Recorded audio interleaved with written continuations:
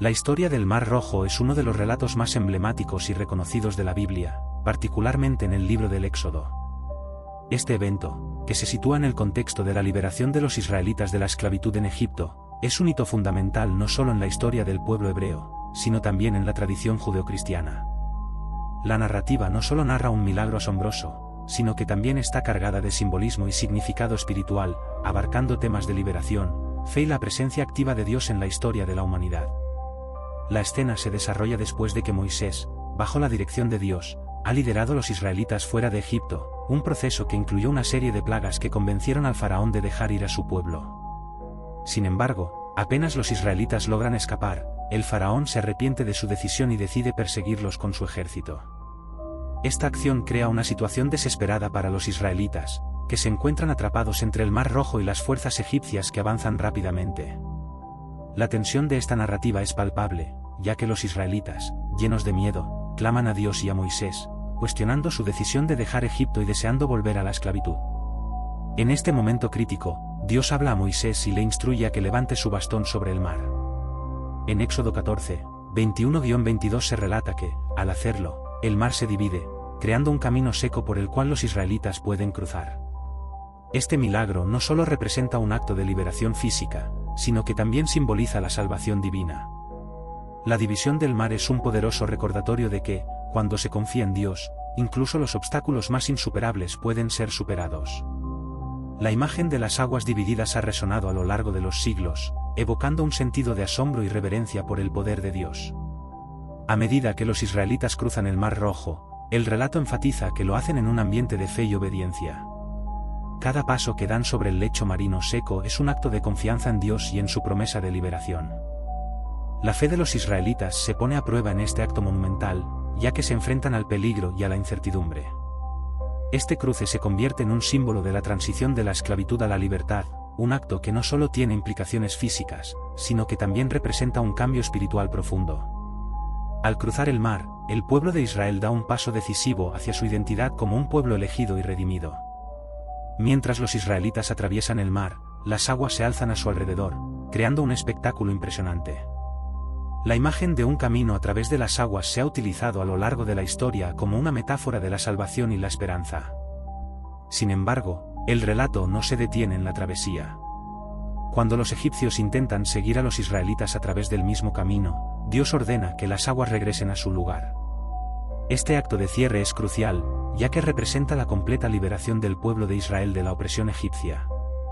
El faraón y su ejército son tragados por las aguas, y la victoria de Dios sobre sus enemigos se convierte en un testimonio del poder divino. Este evento tiene un impacto duradero en la memoria colectiva de los israelitas.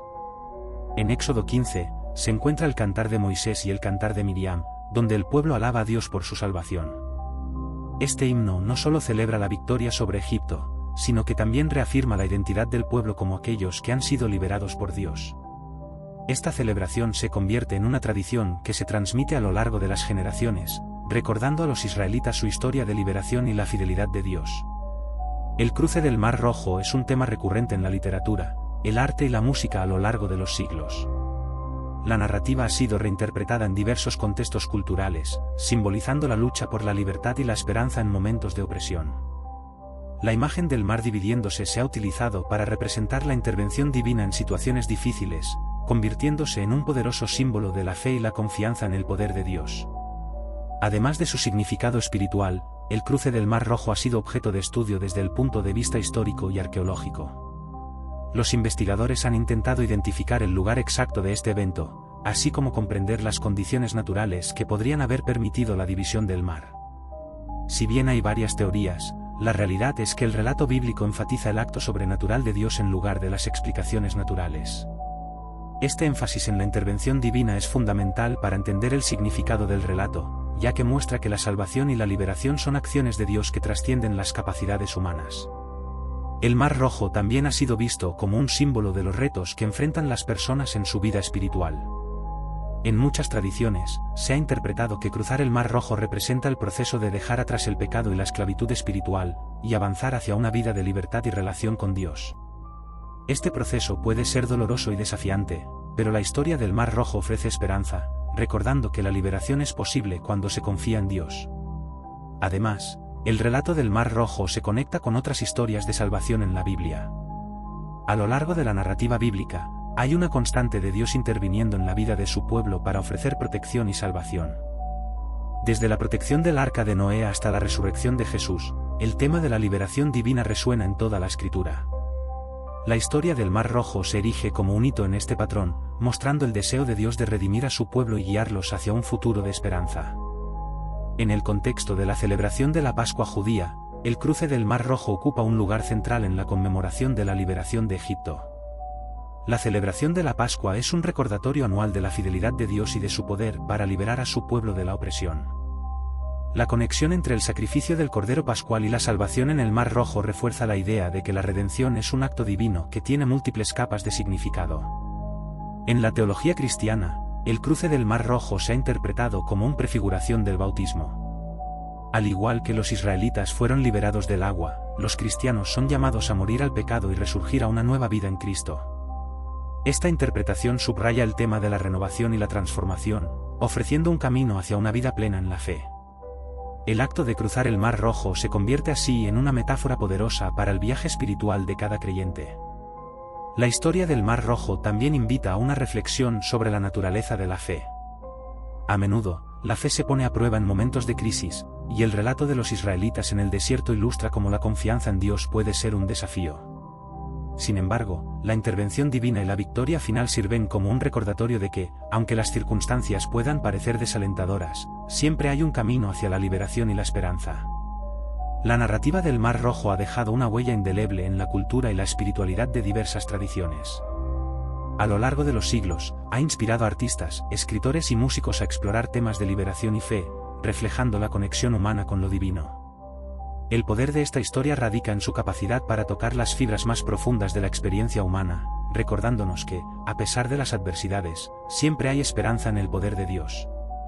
Finalmente, el relato del Mar Rojo es una celebración de la fidelidad y el poder de Dios. Es un recordatorio de que la liberación es posible, que la fe puede mover montañas y que, incluso en los momentos más oscuros, siempre hay un camino hacia la luz. La historia de los israelitas cruzando el Mar Rojo invita a cada uno de nosotros a reflexionar sobre nuestras propias luchas y a confiar en la providencia divina, sabiendo que la esperanza y la salvación están al alcance de aquellos que creen. La experiencia de cruzar el mar se convierte en un símbolo de la travesía de la vida, donde la fe y la confianza en Dios son esenciales para superar los desafíos y avanzar hacia la libertad. Las 10 plagas de Egipto son uno de los relatos más impactantes y significativos de la Biblia, específicamente en el libro del Éxodo. Este conjunto de plagas, enviadas por Dios como un juicio sobre el faraón y su pueblo, se convierte en el marco para la liberación de los israelitas de la esclavitud egipcia. Cada plaga no solo demuestra el poder soberano de Dios sobre la naturaleza y los dioses egipcios, sino que también tiene un profundo significado teológico y moral que ha resonado a lo largo de los siglos. La historia comienza con la opresión de los israelitas en Egipto. Después de haber llegado a la tierra como una familia bajo la protección de José, con el tiempo, el pueblo hebreo se convierte en esclavo del faraón, quien teme su creciente número y fuerza. Ante esta injusticia, Dios llama a Moisés para que sea el líder que libere a su pueblo. Sin embargo, cuando Moisés y su hermano Aarón se presentan ante el faraón y le piden que libere a los israelitas, el faraón endurece su corazón y se niega a dejarlos ir. Esta negativa da inicio a una serie de plagas que mostrarán la incapacidad del faraón y de los dioses egipcios para resistir el poder del Dios de Israel.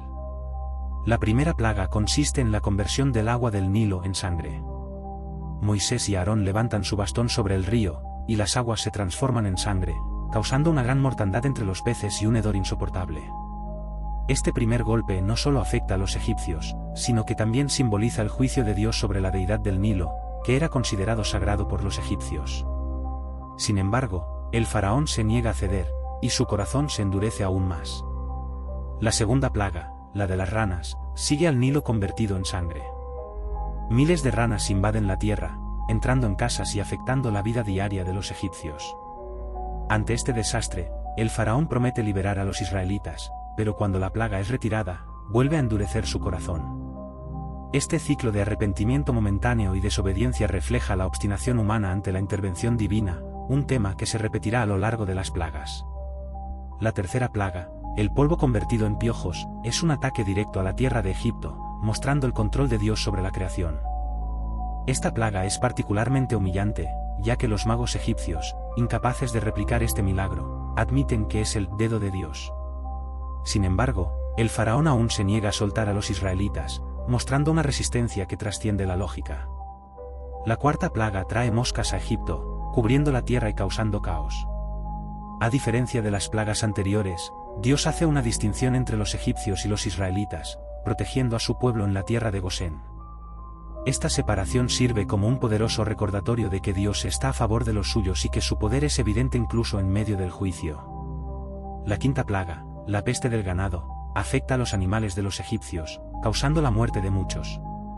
Nuevamente, los israelitas son protegidos, lo que refuerza la idea de que Dios está en control y que su justicia es inminente.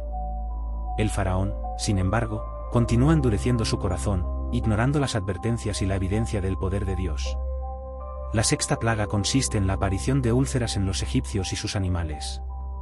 Esta plaga no solo causa sufrimiento físico, sino que también humilla a los sacerdotes y magos egipcios, que son incapaces de soportar el dolor ni de curar sus propias heridas. La incapacidad de los líderes egipcios para ayudar a su pueblo refuerza el mensaje de que solo Dios tiene el poder para salvar y sanar.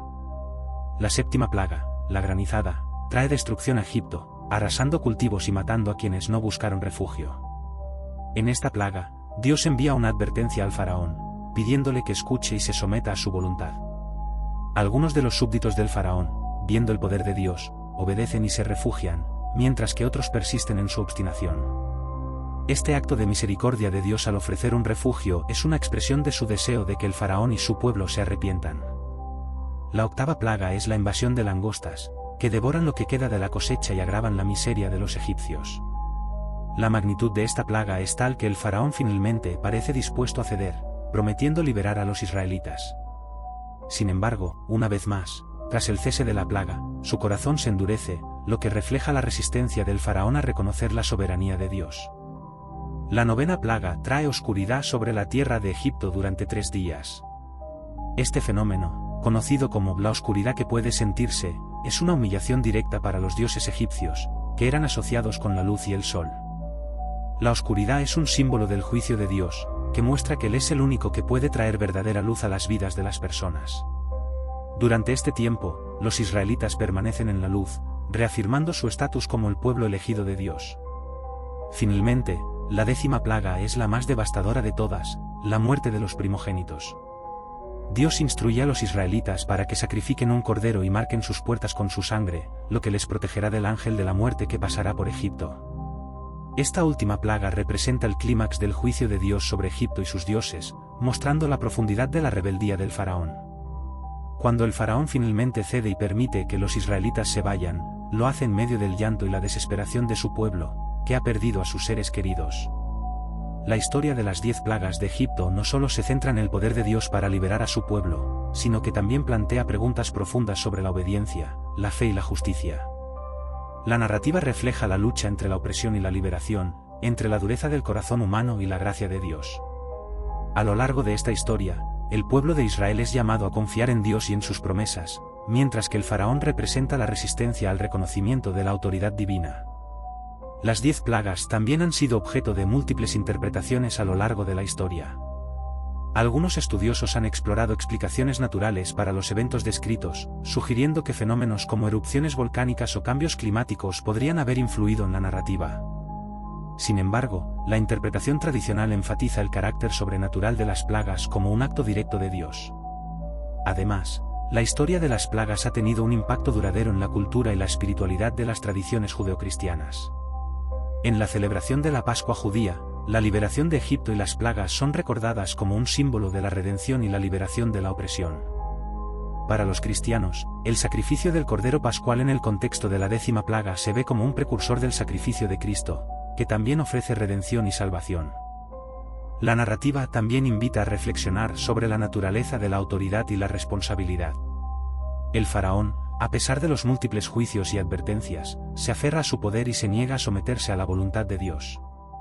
Este acto de obstinación refleja una advertencia para todos sobre la importancia de reconocer y responder a la autoridad divina en nuestras vidas.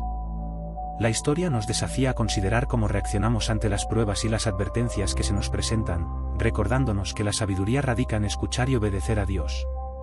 En última instancia, las 10 plagas de Egipto son una poderosa representación de la lucha entre el bien y el mal, entre la luz y la oscuridad, y entre la libertad y la esclavitud. La liberación de los israelitas se convierte en un símbolo de esperanza y de la posibilidad de un nuevo comienzo. A través de esta narrativa, Dios demuestra que es un defensor de la justicia y que su amor y gracia son más fuertes que la opresión y el sufrimiento. La historia de las plagas sigue resonando en la actualidad, recordándonos que, aunque las circunstancias pueden parecer insuperables, la fe y la obediencia a Dios pueden conducir a la liberación. La lección perdurable de las 10 plagas es que, en medio de la adversidad, siempre hay un camino hacia la redención y la esperanza, y que Dios es capaz de actuar de maneras sorprendentes para salvar a su pueblo. La historia nos invita a reflexionar sobre nuestra propia vida, a reconocer las plagas que enfrentamos y a confiar en que Dios puede guiarnos hacia la libertad y la vida plena. Los Urim y Tumim son objetos misteriosos mencionados en la Biblia que desempeñan un papel crucial en la vida religiosa y espiritual de los antiguos israelitas. Su origen, función y significado han sido objeto de mucha especulación y debate a lo largo de la historia. Según el relato bíblico, estos instrumentos estaban asociados con el sumo sacerdote y el proceso de toma de decisiones divinas, proporcionando una conexión única entre el pueblo de Israel y Dios. El término Urim significa luces en hebreo, mientras que Tumim puede interpretarse como perfección o integridad. Aunque los textos bíblicos no ofrecen una descripción detallada de cómo eran exactamente estos objetos, se sugiere que podían haber sido piedras o fichas que se utilizaban en conjunto. Su función principal era servir como un medio de comunicación divina, ayudando al sumo sacerdote a discernir la voluntad de Dios en situaciones críticas. Los Urim y Tumim son mencionados principalmente en el libro del Éxodo, donde se les relaciona con el vestuario del sumo sacerdote, específicamente en el pectoral que éste llevaba sobre su pecho. En Éxodo 28:30, se ordena que el pectoral contenga estos elementos para que, a través de ellos, el sacerdote pueda consultar a Dios.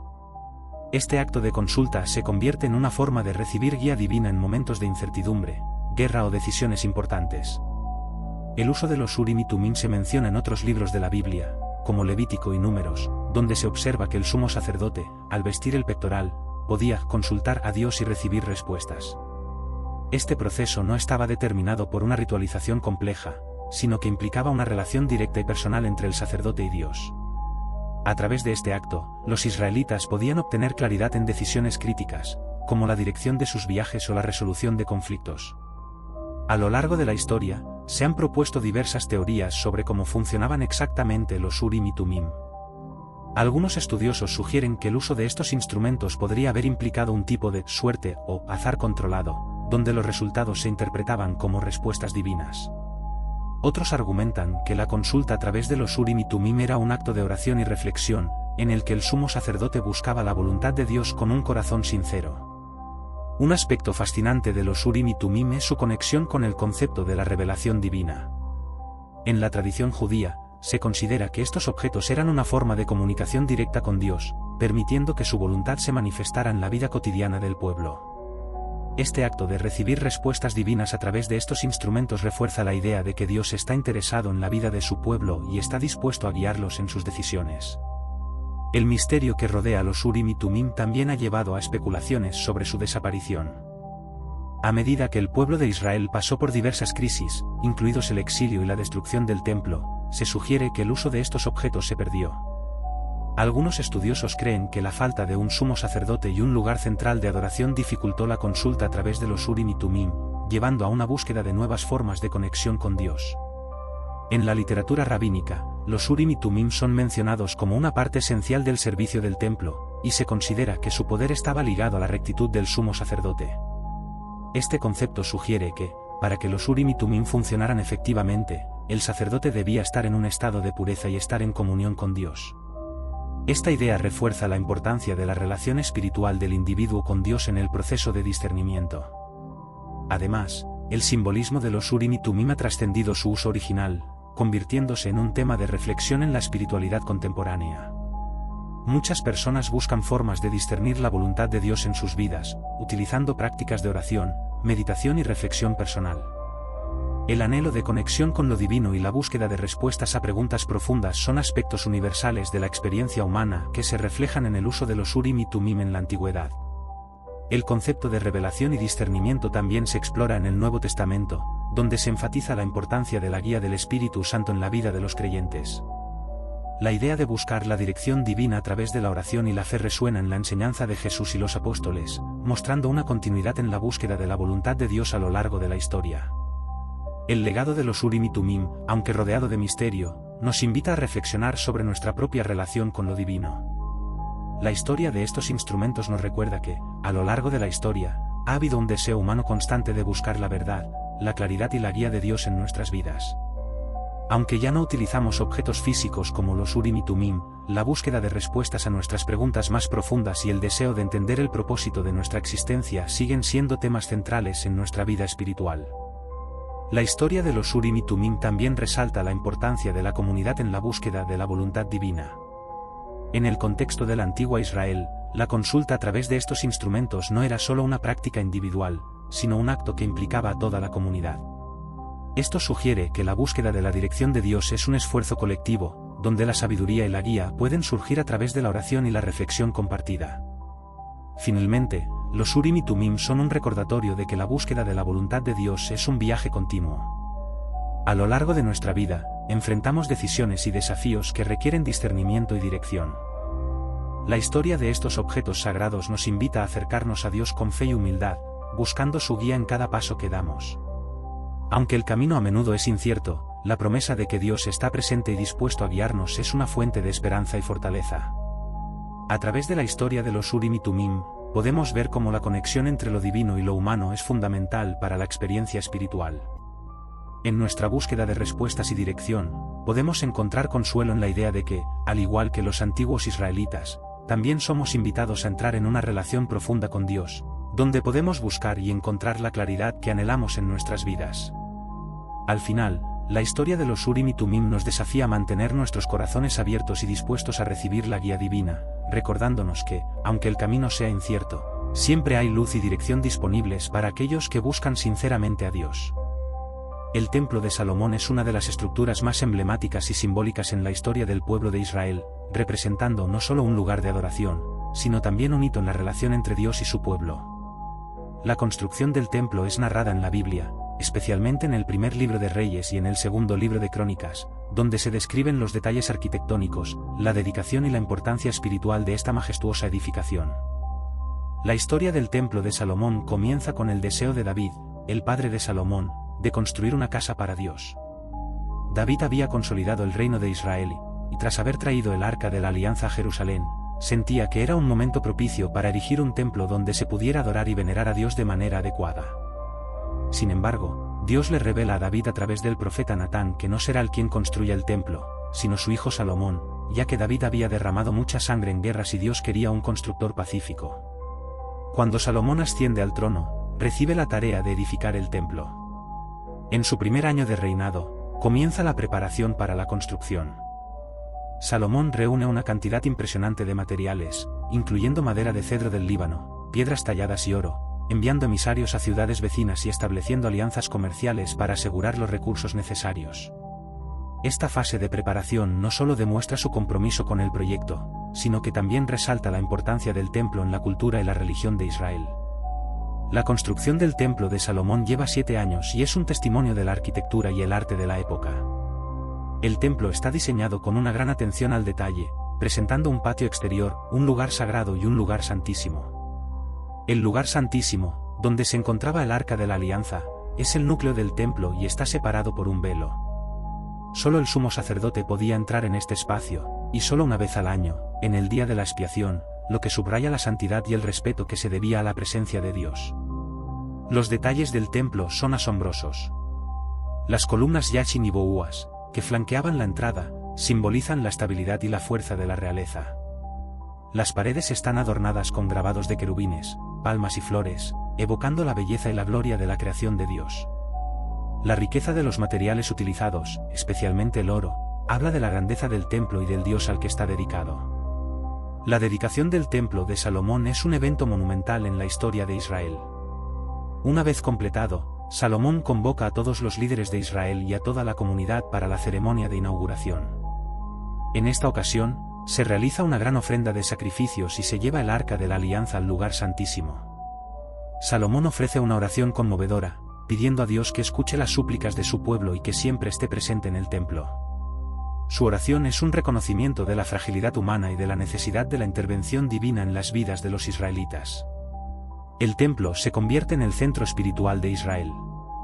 Es el lugar donde se realizan sacrificios, oraciones y festividades. Durante generaciones, es un símbolo de la presencia de Dios entre su pueblo. En los días de Salomón y sus sucesores, el templo también se asocia con la paz y la prosperidad. Las naciones circundantes ven a Israel como un pueblo bendecido por Dios, y el templo se convierte en un lugar de peregrinación para aquellos que buscan la paz y la sabiduría. Sin embargo, a lo largo de la historia, el templo de Salomón también enfrenta desafíos. Con la muerte de Salomón y el eventual cisma del reino, la adoración en el templo se ve afectada por las tensiones políticas y religiosas. La adoración a Dios comienza a ser sustituida por prácticas paganas, lo que provoca la ira de Dios. A pesar de los esfuerzos de algunos reyes posteriores por restaurar la adoración en el templo, la infidelidad de Israel a menudo lleva a consecuencias graves. La historia del templo también está marcada por la destrucción. En el año 586 a.C., los babilonios, bajo el rey Nabucodonosor, conquistan Jerusalén y destruyen el templo. Esta destrucción es vista como un juicio divino por la idolatría y la corrupción moral del pueblo. El Arca de la Alianza desaparece, y el templo se convierte en un símbolo de la pérdida y el exilio. Tras el exilio en Babilonia, el pueblo de Israel regresa a su tierra, y un nuevo templo es construido bajo la dirección de Zorobabel. Aunque este segundo templo es importante, muchos israelitas sienten que no se puede comparar con el esplendor del templo original de Salomón.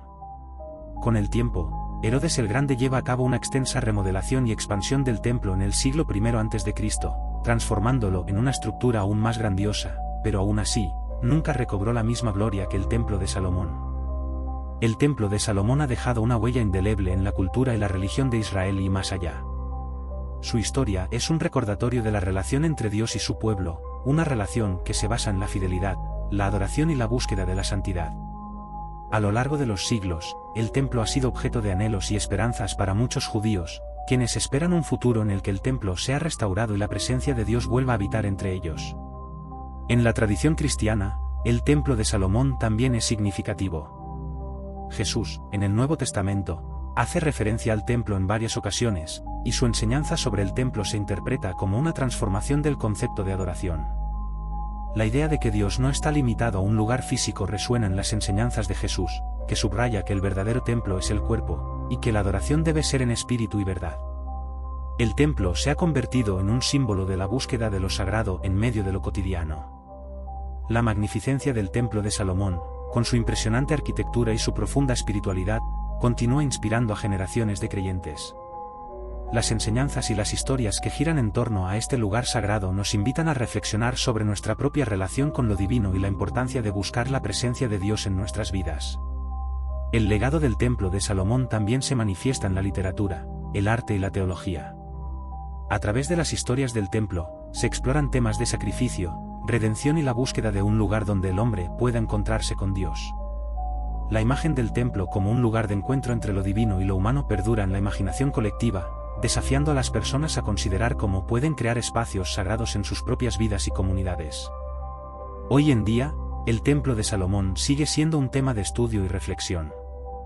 Historiadores, arqueólogos y teólogos continúan investigando su historia, buscando entender su impacto en la identidad judía y su relevancia en el contexto contemporáneo. La búsqueda de los vestigios del templo ha llevado a excavaciones arqueológicas en Jerusalén, lo que ha arrojado luz sobre la vida y la cultura de la época. El deseo de un tercer templo es un tema recurrente en la conversación judía y cristiana. Para algunos, representa la esperanza de un futuro en el que la paz y la reconciliación reemplacen el conflicto y la división. Para otros, es un símbolo de la restauración de la relación entre Dios y su pueblo. La historia del templo de Salomón nos recuerda que, a pesar de las pruebas y tribulaciones, la búsqueda de lo sagrado es una parte fundamental de la experiencia humana. En resumen, el templo de Salomón no es solo un edificio de importancia histórica, sino un símbolo profundo de la conexión entre Dios y su pueblo. Su construcción, dedicación y eventual destrucción cuentan una historia de aspiraciones, desilusiones y esperanzas que resuenan a través de los siglos. A medida que exploramos la historia del templo, también somos desafiados a reflexionar sobre nuestra propia búsqueda de lo sagrado, la importancia de la adoración y la manera en que vivimos nuestras vidas en relación con lo divino.